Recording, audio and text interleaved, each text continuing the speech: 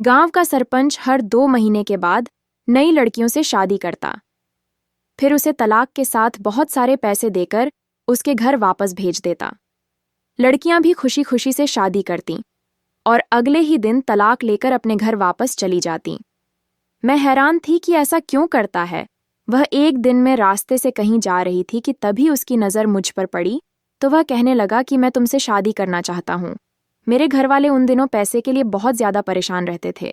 वैसे तो मेरी शादी उसे करा दी गई थी, लेकिन शादी की पहली रात ही मुझे हॉस्पिटल ले गया और बोला, मैंने अब तक बहुत सी लड़कियों से शादी की है, लेकिन मैं जिस लड़की को चाहता था वह मुझे अभी तक नहीं मिली, और तुम ही वह लड़की हो जो मेरी जिंदगी बदल सकती है। इससे पहले मैं इस बात को समझ पाती, उससे कुछ ऐसा किया कि मेरी चीखें निकल गईं। आज हमारे गांव के सरपंच की शादी थी। गांव में अगर कुछ भी होता, मेरी सहेली रीमा मुझे तुरंत आकर बताते। वह कहती, क्या तुझे पता है, गांव का सरपंच फिर से शादी कर रहा है। मैं ये सुनकर हैरान रह जाती कि अभी पिछले 2 महीने पहले ही तो उसने एक नई लड़की से शादी की थी, पर अपनी बीवी को भी तलाक अगले ही दिन दे दिया। मैंने अपने दोस्त रीमा से पूछा कि क्या तुझे पता है, वह लड़की शादी के लिए मान गई थी। दोस्त कहने लगी, तुझे अभी तक कुछ नहीं पता सुना है। गांव का सरपंच एक खास लड़की की तलाश में है, जिसकी वजह से वह हर नई नई लड़कियों से शादी करता है और अगले ही दिन उन्हें तलाक दे देता है और कुछ पैसे भी दे देता है। मैंने तो यहाँ तक भी सुना है कि वह सोना चांदी भी लड़कियों को देता है। इसी वजह से लड़कियां भी उसे शादी करने के लिए राजी हो जाती हैं। रीमा साथ में यह भी कहने लगी कि ध्यान से कहीं उसकी नज़र तुझ पर ना पड़ जाए, क्योंकि तू भी बहुत खूबसूरत है। सुना है सरपंच कुशल लड़कियों पर काफ़ी फिदा होता है। मुझे अपने दोस्त की है। बातें सुनकर अंदर ही अंदर डर लगने लगा। मैंने कहा, मैं तो पहले भी घर से बाहर बहुत कम निकलती हूँ और अब तो बिल्कुल निकलूंगी भी नहीं। मैंने अपने माता पिता के साथ पिछले 4 महीनों से इस गांव में रह रही थी, इसलिए गांव की रस्मों रिवाजों के बारे में मुझे कुछ पता नहीं था। मैंने बस सरपंच की पिछली 2 शादियां ही देखी थीं। मुझे लगा कि उस वक्त साथ सरपंच की उन दोनों लड़कियों के साथ ना बनी हो, इस वजह से उन्हें तलाक दे दिया। लेकिन अपने दोस्त की बात सुनकर मैं काफ़ी हैरान रह गई कि गांव का सरपंच जालिम इंसान है, जो पहली रात के बाद ही बेचारी लड़कियों को अगले दिन तलाक दे देता है। मेरे सभी बातों में उलझी थी कि मेरी रीमा दोस्त कहने लगी कि आज शाम को सरपंच की शादी है, तो हम लोग शादी देखने चलेंगे। पूरा गांव वहां पर मौजूद होगा। मैं अपने माँ से ज़्यादा से लेकर उसके साथ गांव के सरपंच की शादी देखने के लिए शाम को चली गई, लेकिन उस किस से सुनने के बाद मैं बहुत ज़्यादा डरी हुई थी, इसलिए मैंने अपने मुंह को दुपट्टे के साथ अच्छी तरह से ढक लिया था। शादी पर जब हम लोग पहुंचे तो धूमधाम से शादी देखकर हम लोग दंग रह गए। मेरी दोस्त कहने लगी, देखना, कल सुबह यह लड़की को तलाक दे देगा और उसके हाथ में बहुत सारे पैसे और सोना चांदी देकर उसके घर वापस भेज दें। मैं मन ही मन अफसोस कर रही थी कि बेचारी लड़की की जिंदगी बर्बाद कर रहा है। लेकिन तभी मेरी दोस्त कहने लगी कि नहीं नहीं, हर लड़कियां शादी खुशी खुशी करती, कोई जोर जबरदस्ती शादी नहीं करवाई जाती। शादी से वापस आकर मैं पूरी रात सोचती रही कि भगवान की भी अलग लीला है। एक तरफ सरपंच है जो एक रात की शादी के लिए लाखों रुपए खर्च कर रहा है, और दूसरी तरफ हम जैसे गरीब लोग जिनके घर के भी खाने के लाले पड़ रहे हैं। मुझे प्यार से सब लोग गुड़िया बुलाते थे। मेरी 2 बहनें थीं, मेरा कोई भाई नहीं था। मेरे पिता शहर में एक छोटी सी नौकरी करते थे। जितना भी कमाते उन पैसों से हमारे घर का गुजारा होना बहुत मुश्किल होता। फिर इसी तरह कई दिन गुजर चुके। फिर एक दिन मेरे पिताजी बीमार पड़ गए और कई जगह से कर्ज लेकर उनका इलाज करवाना पड़ा। उन्हें घर तक बैठा दिया गया। मेरे पिताजी हमें पुराने घर ले आए, जहां वह अपने भाइयों के साथ रहते थे। हमारे घर में गरीबी इस कदर छाई थी कि हम एक रोटी खाने को तरस जाते। मैं तो अपने आप को संभाल लेती, लेकिन मेरी 2 छोटी बहनें जो भूखे बिना नहीं रह पाती। एक दिन मेरी बहन रो रही थी और कह रही थी, काश हम पैदा ही ना होते या मर गए होते। मैं उनकी बातें सुनी तो मुझे बहुत दुख लगा। मेरी बहन गुर्बत की जिंदगी को जा रही थी, क्योंकि मैं सबसे बड़ी थी तो किसी के सामने दिल का बोझ हल्का भी नहीं कर सकती थी। मेरा दिल अंदर ही अंदर तड़प रहा था। मैं जल्दी से घर से बाहर चली गई। चलते चलते मैं खेतों की तरफ चली गई।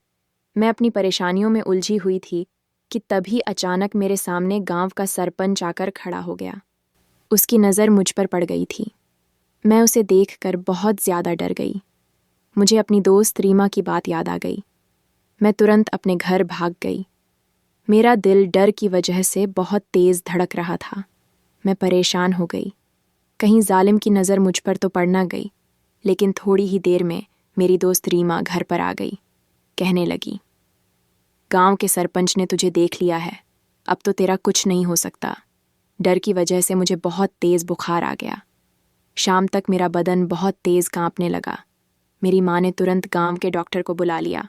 डॉक्टर ने मेरे चेकअप किया और माँ से कहते हुए बाहर निकल गया कि बच्ची को फिक्र और परेशानी से दूर रखें। ज़्यादा डरकों की वजह से दिमाग की नसें फटने का खतरा होता है। डॉक्टर के जाने के बाद माँ मुझे घूरते हुए कहने लगी, किस बात की टेंशन है तुझे? तब मैंने हिम्मत करके माँ को सारी सच्चाई बता दी। तब माँ कहने लगी, तुझे इतनी फिक्र क्यों हो रही है? तूने कौन सी चोरी की है जो इतना डर रही है? माँ की बातों पर मुझे गुस्सा आ गया। इससे पहले मैं कुछ और कहती, दरवाजे पर किसी की दस्तक हुई। जब मैंने दरवाज़ा खोला तो बाहर गांव के सरपंच और साथ में मेरे पिताजी भी थे। पिताजी उन्हें अपने घर के अंदर लिया है।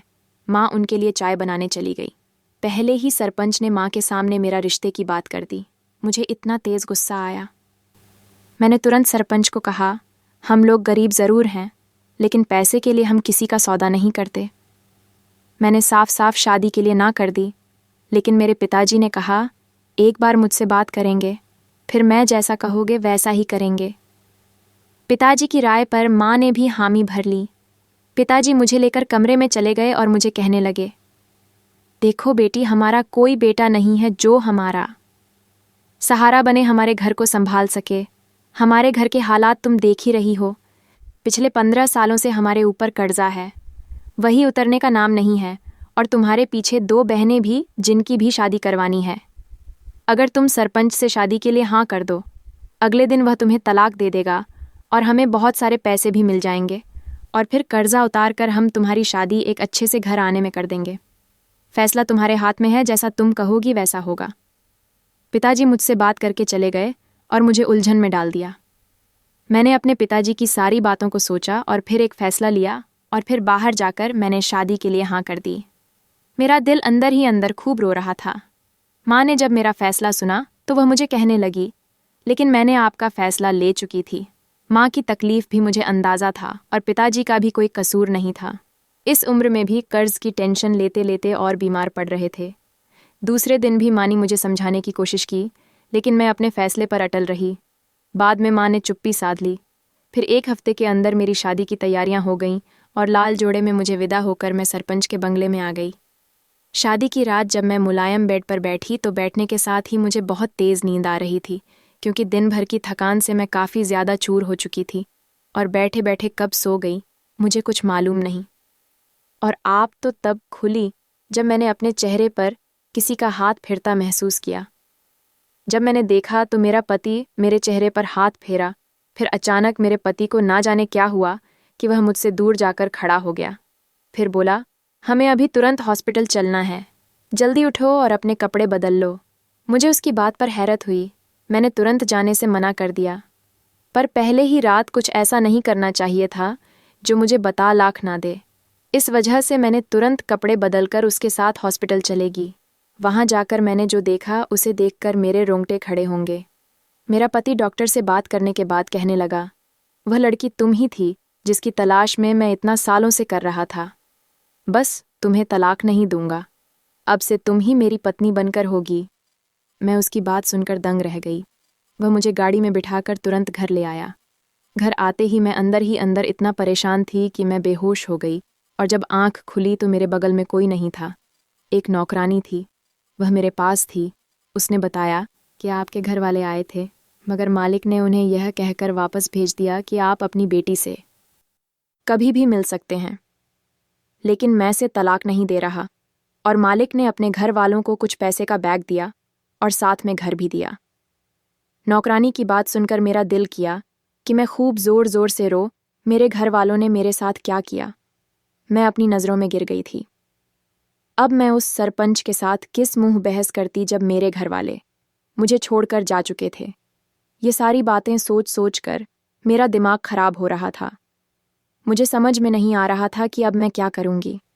शाम को जब मेरा पति कमरे में आया और मुझसे मेरा हाल पूछने लगा, लेकिन उस वक्त मुझे काफ़ी गुस्सा आया क्योंकि उसने एक रात की शादी की बात की थी और अपनी बात से भी मुकर गया था।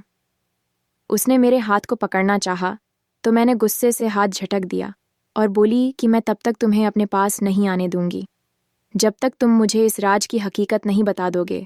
तुम क्यों हर 2 महीने के बाद नहीं लड़कियों से शादी करके उसे अगले ही दिन तलाक दे देते हो, और अब तुमने मुझे तलाक नहीं दी। मेरे पति ने मेरी बात सुनी तो बोला, मैंने शादी की है, तुमसे, तुम पत्नी हो मेरा तुम पर पूरा हक है। तुम्हें छूने के लिए मुझे तुम्हारी इजाज़त की ज़रूरत नहीं है, क्योंकि अब तुम्हें सारी ज़िंदगी मेरे साथ ही गुजारना है। तो आज नहीं तो कल मैं तुम्हें इस सवाल का जवाब दे दूंगा। लेकिन मैंने उसे कहा कि मुझे अभी बताओ, मैं सच सुनना चाहती हूँ। अगर तुम मुझे बता दोगे तो मैं खुशी खुशी तुम्हारे साथ रह लूंगी, वरना अपनी जान भी ले लूंगी। ये बात सुनकर उसके चेहरे का रंग बदल गया। उसने जल्दी अपने गुस्से पर काबू पा लिया और कहने लगा, फिर आज तो मैं तुम्हें बता दूंगा, मगर तुमने मेरे साथ बेवफाई की या अपनी जान लेने की कोशिश की तो मैं तुम्हारे पूरे खानदान को नहीं छोड़ूंगा। उसकी बात सुनकर अंदर ही अंदर मेरा दिल कांप रहा था। फिर मुझे याद आया कि मैंने अपने घर वालों के लिए ही तो शादी की थी, और वह भी किसी आम इंसान से नहीं बल्कि गांव के सरपंच से की थी। मेरा दिल किया कि अभी मैं फूट फूट करूं, मगर उसके सामने कमज़ोर नहीं पड़ना चाहती थी। मुझे बस चुप करके उसकी जासूसी करनी थी ताकि उसे रंगे हाथों पकड़ सकूं। मुझे चुप देकर मेरे पति ने भी दोबारा मुझसे इस बारे में बात करने की कोशिश नहीं की। मेरी बात मुझे अंदर ही अंदर परेशान कर रही थी कि कोई इंसान किसी को धोखा देकर इतना संतुष्ट कैसे रह सकता है। मैं रोज़ कोशिश करती कि कुछ ऐसा करो ताकि वह मुझे खुद ही तलाक दे दे, लेकिन मैं इसमें कामयाब ना हो सके। उसकी जासूसी करने लगी तो मैंने देखा कि मेरे पति को जब कॉल आती तो उठकर घर से बाहर चला जाता। उसकी यह हरकत देखकर मैं काफ़ी गुस्सा होती। जब मैं पूछती तो वह मुझे सच नहीं बताता। ऐसे ही 1 महीना गुजर गया और मेरे हाथ कोई सुराग नहीं लगा। मुझे अंदर ही अंदर लगने लगा कि अब मैं हकीकत कभी जा नहीं पाऊंगी। मैं दिल ही दिल में भगवान से प्रार्थना करने लगी कि किसी तरह मुझे इसका राज पता चल जाए ताकि मैसेज गलत साबित करके अपनी जान सुना सकूं। फिर एक दिन रात के 12 बज रहे थे कि मेरे पति को कॉल आई और वह कमरे से बाहर निकले। मैंने उनका पीछा करके बात सुनने की कोशिश की। दूर से मुझे अच्छी तरह कैसे सुनाई नहीं दे रहा था। अभी कोई आदमी कह रहा था, ये लड़की से पूछा, रोज़ की बकबक से मैं तंग आ गया हूँ। मैंने जब इतना सुना तो मेरा दिमाग काम कर गया। मैंने सोच लिया था कि मैं आपके ऐसे तैसे करके इस लड़की को उसके चंगुल से छुड़ा करूँगी। दूसरे दिन जब मेरे पति घर से बाहर निकला तो मैं भी तुरंत उसके पीछे निकल गई। मुझे अंदर ही अंदर डर लग रहा था, कहीं मेरे पति को शक ना हो जाए। जब मैं घर पहुंचे तब वही लोग आए। उन सबको देखकर मुझे किसी अनहोनी का महसूस हुआ। घर पर पहुंचकर मैं लोगों की बातें समझ नहीं पाई, इस वजह से चुपचाप अपने घर आ गई। 1 घंटे के बाद मेरा पति भी घर आया और मुझे उदास देखकर बोला कि आज तुम्हारे लिए एक सरप्राइज़ है, इसलिए नहा धोकर अच्छे से तैयार हो जाओ, क्योंकि तुम्हें कहीं मेरे साथ बाहर जाना है और आज मैं तुम्हें तुम्हारे सारे सवालों के जवाब दे दूंगा। ये सुनकर मैं बहुत खुश हो गई और तुरंत नहाने चली गई। नहा धोकर मैं अच्छे से तैयार हो चुकी थी और मेरा पति मुझे ज़ोर से पुकार रहा था और मुझे साथ चलने के लिए कहा, और मैं चुपचाप गाड़ी में जाकर, मेरा खामोश होना मेरा पति भी नोट कर रहा था। उसने भी कोई बात नहीं की और गाड़ी स्टार्ट कर दी। मैं अंदर ही अंदर काफ़ी ज़्यादा उल्टी हुई थी कि कब उस जगह पर पहुंच गई। मुझे कुछ मालूम नहीं। मेरे पति ने मुझे गाड़ी से नीचे उतरने को कहा। मेरा पति घर में ले आया। थोड़ी देर भी गुजरी थी कि मैं पंडित जी आए और बोले कि तुम्हारी तलाश खत्म हुई कि नहीं। मेरे पति ने मुझे मिलवाया और कहा कि मेरी पत्नी है। उन दोनों की बातें मुझे कुछ समझ नहीं आई। ये दोनों कैसी बातें कर रहे थे। पंडित जी के बैठने के बाद मेरा पति बोला, बाबा जी, मैं आपसे इजाज़त लेने आया हूँ ताकि मैं अपनी पत्नी को सच बता सकूँ और अपनी नई जिंदगी की शुरुआत कर सकूँ। तभी पंडित जी ने कहा, इजाज़त है, जाओ अपनी ज़िंदगी जियो। फिर वहाँ से इजाज़त लेकर मेरा पति मुझे वापस घर ले आया। आज घर के नौकरों को भी छुट्टी दे दी, सारे खिड़की दरवाजे भी बंद कर दी है। मुझे अंदर ही अंदर काफ़ी डर लगने लगा। अभी मेरा पति कहने लगा, डरो नहीं, बस एहतियात बरत रहा हूँ ताकि गैराज कोई ना जान सके। आज से 15 साल पहले की बात है, जब मैं 25 साल का था। हम खानदानी रईस थीं, मगर हमारे किसी रिश्तेदार ने हम पर जादू कर दिया कि हमारी दौलत ख़त्म होने लगी और मेरी सेहत भी ख़त्म हो गई। सेहत से परेशान होकर मैं घर से भाग गया और जंगल में चला गया। जंगल में जाकर मैं खूब फूट फूट कर रो रहा था। तभी मुझे वहां पर यह पंडित जी मेरे कहने लगे कि तुम पर किसी ने काला जादू किया है। तुम जिस भी लड़की से शादी करोगे वह तुम्हारे जिस्म की ताकत खत्म कर देगी और तुम्हारी दौलत सारी बर्बाद हो जाएगी। मगर एक तरीका है यह जादू खत्म करने का। अगर तुम उन लोगों को एक दफा देखे बगैर अपनी शादी का हाथ ले बिना है, उन्हें तलाक दे दो। मगर एक बात का ख्याल रखना कि वह लड़की ज़रूरतमंद हो। मैंने कहा कि मैं परेशान हूं और कहा कि ऐसे तो कभी असली वाली शादी कर नहीं सकूंगा। लेकिन तब तक वह पंडित जी जा चुके थे। जब मैंने पहली शादी की तो देखरेख करके एक ज़रूरतमंद लड़की देखी तो अपनी पत्नी को छुए बगैर माल दौलत देखकर उसे तलाक दे दी। इससे मेरी दौलत में बहुत ज़्यादा बढ़ोतरी हो गई और जादू का तोड़ भी काम हो गया। इसी तरह 2 महीने बाद एक नई लड़की से शादी करता गया जो ज़रूरतमंद हो। मैंने अब तक भी शादी की है और अब तक जादू का तोड़ भी ख़त्म हो गया है। एक दिन मैं सोचने लगा कि अगर ऐसे ही तलाक देता रहूँगा तो सच में शादी कैसे करूँगा। इसी वजह से मैं दोबारा जंगल पर चला गया, जहाँ पर वह मुझे पंडित जी मिले। मन के पास गया और पूछने लगा कि मैं अपनी ज़िंदगी में सुकून से कब रहूँगा, कब मेरी बीवी और बच्चा भी होंगे। मैं इतनी शादियाँ करके तंग आ चुका हूँ। बाबा जी मेरी बात सुनकर मुस्कुराए और बोले, बेटा, तब तक तुम शादियाँ करते रहो और तलाक देते रहो जब तक तुम्हें एक ऐसी लड़की ना मिल जाए जो तुम्हें तुम्हारे ख़ानदान का वारिस थे। बाबा जी की बातें सुनकर मैं चला गया और बोला, उसे कोई ख़ास निशानी बता दें ताकि मैं अपनी तलाश जारी रख सकूं। फिर बाबा जी ने कहा, उसे देखकर सबसे पहले तुम्हारे दिल में ख्याल आएगा वही होगा, किसके बाद मैं किसी और लड़की से शादी नहीं करूँगा। यह थी जिसकी मुझे तलाश थी और जब मैंने तुम्हें देखा तो मेरे दिल में भी यही बात आई। इस वजह से मैंने तुम्हारे घर रिश्ता भेजा। तूने कहा कि मैं तुम्हें तलाक नहीं दूंगा। फिर कुछ देर बाद मैंने वह शादी की रात हॉस्पिटल वाला राज के बारे में पूछने लगी। तब मेरा पति कहने लगा, पंडित जी ने दूसरी निशानी ये बताई थी कि तुम्हारी कमर पर एक निशान होगा, इसलिए तुम्हें अस्पताल लेकर गया था ताकि लेडी डॉक्टर देख सके। और मुझे जब डॉक्टर ने बताया तो मैं काफ़ी खुश हुआ। मेरे सब्र का फल मुझे मिल चुका था। जितने भी लड़कियों से शादी किया था वह कोई कुंवारी नहीं होती। अगर कोई कुंवारी होती तो उनके कमर पर कोई निशान ना होता। मैं अपने पति की सच्चाई सुनकर अंदर ही अंदर मुझे दुख होने लगा। मैंने अब अपने पति के साथ ज़िंदगी की शुरुआत करने का इरादा कर लिया था। फिर मेरा पति कहने लगा कि तुम्हारे माँ बाप के लिए मैंने एक नया घर खरीद लिया है और उनके जितने भी कर्ज हैं मैंने चुका दिए हैं और तुम्हारी बहनों के लिए भी अच्छा रहता ढूंढ रहा हूँ। जब अच्छा रिश्ता आएगा तुम दोनों की भी शादी करवा दूंगा। मैं यह सब सुनकर अंदर ही अंदर रो रही थी। मैं संतान के बारे में इतना गलत समझ रही थी। मुझे अपनी गलती का एहसास हो गया। मेरे पति ने भी मुझसे माफ़ी मांगी, मैंने भी अपने पति से माफ़ी मांगी और हम दोनों ने मिलकर अपनी नई ज़िंदगी की शुरुआत की। और 1 साल के बाद मैंने 2 जुड़वा बच्चों को जन्म दिया और अब मैं और मेरा पूरा परिवार बहुत खुश थे। मैंने अपने भगवान का शुक्रिया किया और खुशी खुशी रहने लगे। दोस्तों, मैं आशा करती हूँ कि आप लोगों को यह कहानी पसंद आई होगी। अगर आप लोगों को ये कहानी पसंद आई है तो प्लीज़ हमारे चैनल को लाइक एंड सब्सक्राइब ज़रूर करिएगा एंड ब्लैक एंड का बटन ज़रूर दबा आएगा।